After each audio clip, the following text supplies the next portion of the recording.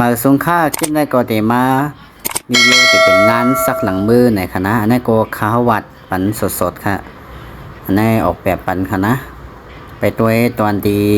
ซักเย้ากันค่ะเนาะว่าที่ออกมาจังหือค่ะไปตัวจอมกันค่ะมาสงค่ะ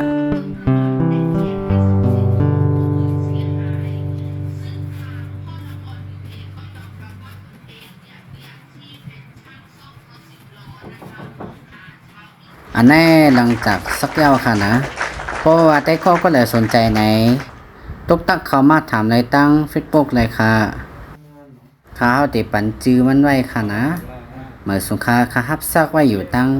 เกี้ยงใหม่ตั้งแถวกัดเมืองใหม่ในคณะในใจกลางเมืองในค่ะเมื่อสุขาฝากกดไลค์กดแชร์จอมคณะเมื่อสุขา